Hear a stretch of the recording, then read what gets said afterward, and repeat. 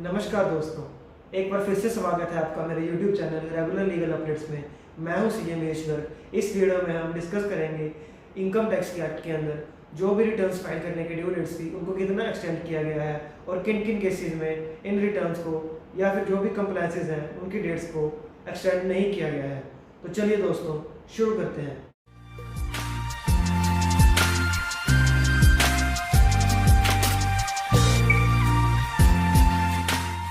क्योंकि 25 मार्च 2020 से पूरे देश में लॉकडाउन अनाउंस कर दिया गया था, तो जो भी कंप्लायंसेस थे उनकी ड्यू डेट्स को एक्सटेंड कर दिया गया था, चाहे इनकम टैक्स एक्ट हो चाहे जीएसटी एक्ट हो। इसी को ध्यान में रखते हुए गवर्नमेंट ने 31 मार्च 2020 को एक ऑर्डिनेंस पब्लिश किया था जिसमें income tax act, wealth tax act, black money act, GST act और वेरियस अदर लॉज की ड्यू डेट्स को एक्सटेंड कर दिया गया था। इनकम टैक्स एक्ट में जो इंपॉर्टेंट ड्यू डेट्स थी उसमें जो भी कंप्लायंसेस 20 मार्च 2020 से लेकर 29 जून 2020 तक फॉल कर रहे थे, इस पे चाहे जो कंप्लायंस है वो डिपार्टमेंट के एंगल से हो या टैक्स पेयर के एंगल से। डिपार्टमेंट के लिए जैसे कोई भी नोटिस वगैरह उन्होंने इशू करना है टैक्स पेयर को, कोई भी ऑर्डर पास करना है असेसमेंट का, वो अगर 20 मार्च 2020 से 29 जून 2020 तक फॉल कर रहा था तो उसको सबसे पहले 30 जून 2020 तक एक्सटेंड कर दिया गया था।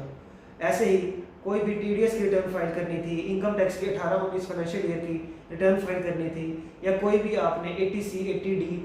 कोई भी इन्वेस्टमेंट की डिडक्शन लेनी थी फाइनेंशियल ईयर 2019-20 से रिलेटेड जो 31 मार्च तक ही कर सकते थे, उसको बढ़ाकर 30 जून कर दिया गया था। अभी गवर्नमेंट ने पिछले 5-6 दिन पहले एक नोटिफिकेशन निकाली है, नोटिफिकेशन नंबर 35/2020, जिसमें गवर्नमेंट ने इन डेट्स को फर्दर एक्सटेंड कर दिया गया है क्योंकि पूरे देश में इस टाइम लॉकडाउन ही चल रहा है। हालांकि गवर्नमेंट ने इसका नाम अनलॉक 2.0 कर दिया है, लेकिन आज भी कई स्टेट्स में बहुत स्ट्रिक्ट लॉकडाउन इन्फोर्स किया गया है। सबसे पहले गवर्नमेंट ने एक जनरल लीव दिया जिसमें कहा गया कि 20 मार्च 2020 से लेकर 31 दिसंबर 2020 तक जो भी कंप्लायंसेस इनकम टैक्स एक्ट के अंदर आ रही हैं उन सभी को बढ़ाकर 31 मार्च 2021 तक कर दिया गया है। लेकिन उसके बाद उन्होंने एक एक्सेप्शन डाला और कहा कि ये जो रिलैक्सेशन है वो इन केसेस में एप्लीकेबल नहीं होगा, जिसमें उन्होंने कहा कि ये जो 31 मार्च 2021 की ड्यू डेट है वो इन चीज़ों पर एप्लीकेबल नहीं होगी, बल्कि 31 मार्च 2021 की जगह ये डेट्स इन चीज़ों की होगी। उसमें सबसे पहले फाइनेंशियल ईयर 2018-19 यानी कि असेसमेंट ईयर 19-20 1 अप्रैल 2018 से लेकर 31 मार्च 2019 तक जो भी आपको अपनी इनकम की रिलेटेड इनकम टैक्स की रिटर्न फाइल करनी थी उसकी लास्ट डेट 31 मार्च 2020 थी, जिसको पहले बढ़ाकर 30 जून 2020 किया गया था। अगर जनरल रिलैक्सेशन पर ही जाते हैं तो इस डेट को भी ऑटोमेटिकली 31 मार्च 2021 तक एक्सटेंड करना पड़ता, जबकि गवर्नमेंट ने इसको रिस्ट्रिक्ट कर सिर्फ 31 जुलाई 2020 तक के लिए ही एक्सटेंड किया है। Filing of original return financial year 2019-20 यानी कि असेसमेंट ईयर 2020-21 इसकी जो इनकम टैक्स रिटर्न्स फाइल करनी होती हैं उसकी लास्ट डेट जो ओरिजिनल रिटर्न की होती है यानी कि जो टाइम पर रिटर्न फाइल होती है उसकी 31 जुलाई होती है उन असेसिस के लिए जिन्होंने टैक्स ऑडिट नहीं करवाना होता। और इस साल से जिन टैक्स पेयर्स का ऑडिट होता है उनकी रिटर्न फाइल करने की लास्ट डेट 30 सितंबर से बढ़ाकर हमेशा के लिए ही 31 अक्टूबर इस साल से कर दी गई थी, जिसको इन दोनों डेट्स को ही अब इस नोटिफिकेशन के थ्रू बढ़ाकर 30 नवंबर 2020 कर दिया गया है। तो आप अगर एक ऐसी असेसी हैं चाहे आपका ऑडिट होता हो चाहे नहीं होता हो, तो आपकी रिटर्न फाइल करने की अब डेट इस साल के लिए एक ही कर दी गई है, जिसको नोटिफाई किया गया है 30 नवंबर। 30 नवंबर के बाद आपको 234F की जो लेट फीस होती है 1000, 5000 या 10,000 एज द केस में भी वो आपसे लगेगी ही लगेगी। इसके बाद गवर्नमेंट ने जो सेकंड रिलैक्सेशन दिया है उसमें कहा गया है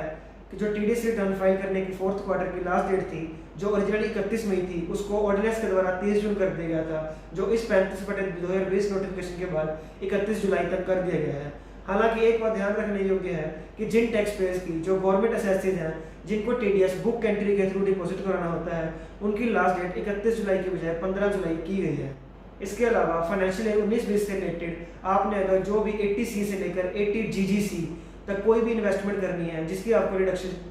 मिलती है इनकम टैक्स एक्ट के अंदर, वो आपको लास्ट डेट 31 मार्च थी जिसको बढ़ाकर 30 जून कर दिया गया था, अब उसको फर्दर एक्सटेंड कर 31 जुलाई कर दिया गया है। टीडीएस रिटर्न फाइल करने के बाद जो एक फॉर्म 16 इशू करना होता है एम्प्लॉयर के द्वारा अपने एम्प्लॉयज़ को, क्योंकि टीडीएस की रिटर्न्स की 2 डेट्स की गई हैं 15 जुलाई और 31 जुलाई, तो दोनों टैक्स पेयर्स के लिए जो फॉर्म 16 इशू करना है उसकी एक सेम डेट रखी गई है 15 अगस्त। फॉर्म 16 है जो अदर देन सैलरी के लिए इशू किया जाता है क्योंकि वो टीडीएस की डेट से 15 दिन के बीच में इशू करना होता है, तो टीडीएस रिटर्न की डेट 31 जुलाई है तो ऑटोमेटिकली उसमें अगर 15 दिन प्लस करते हैं तो फॉर्म 16 की जो डेट है वो 15 अगस्त की बनकर आती है। उन असेसिस को जो 30 सितंबर तक अपना ऑडिट करवाना होता था उस डेट को बढ़ाकर 31 अक्टूबर कर दिया गया है। हालांकि आपको याद रखना होगा कि आप रिटर्न जो है वो 30 नवंबर तक फाइल कर सकते हैं, लेकिन आपको जो ऑडिट है वो 31 अक्टूबर तक करवा के ऑडिट रिपोर्ट को ऑनलाइन फाइल करवाना होगा। इसके अलावा कोई भी टैक्स आपने जो पे करना था 20 मार्च से लेकर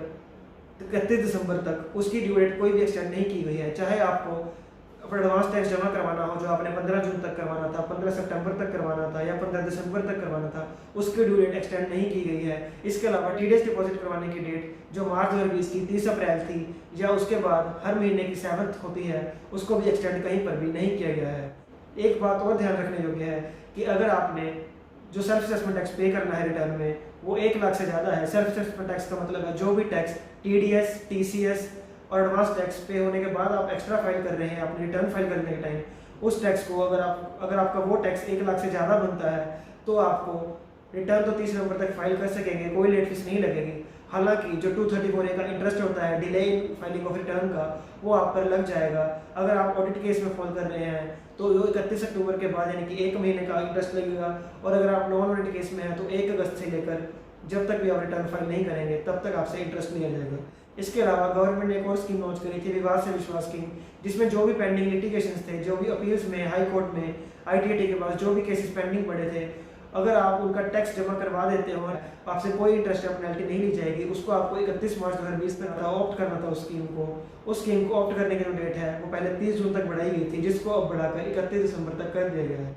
इसके अलावा जो भी डेट स्पेसिफिकली मैंने आपको नहीं बताई है उसको डेट को मान लिया जाएगा कि 31 मार्च 2021 तक एक्सटेंड कर दी गई है। फॉर एग्जांपल जो गवर्नमेंट ने 148 के नोटिस इशू करने थे 31 मार्च 2020 तक, उनको पहले 30 जून 2020 तक एक्सटेंड किया गया था, अब उसको बढ़ाकर 31 मार्च 2021 तक कर दिया गया है। यानी कि जो फाइनेंशियल ईयर 12-13 के नोटिस थे वो भी 31 मार्च 21 तक इशू किए जा सकेंगे, और फाइनेंशियल ईयर 13-14 के जो नोटिस थे वो भी 31 मार्च 21 तक ही इशू किए जा सकेंगे। इसके अलावा जो भी कहीं जहाँ पर भी गवर्नमेंट ने कोई असेसमेंट ऑर्डर पास करना था डिपार्टमेंट के द्वारा, उसकी डेट्स को भी बढ़ाकर 31 मार्च 2021 कर दिया गया है। आधार को पैन से लिंक करने की डेट को भी 31 मार्च 2021 तक एक्सटेंड कर दिया गया है। अगर आप एक ऐसी टैक्स पेयर हैं जिसने form statement of financial transaction and reportable accounts SFTRA file करना होता है, क्योंकि उसको भी स्पेसिफिकली नहीं लिखा है, तो उसकी ड्यू डेट को भी बढ़ाकर 31 मार्च 2021 तक ही किया हुआ माना जाएगा। तो दोस्तों ये थे मेजर अपडेट्स इनकम टैक्स की डेट्स के रिगार्डिंग। अगर आपको ये वीडियो अच्छा लगा तो हमारे चैनल को सब्सक्राइब करें, इस वीडियो को लाइक करें, ज़्यादा से ज़्यादा लोगों तक शेयर करें। फिर मिलेंगे दोस्तों अगले वीडियो में।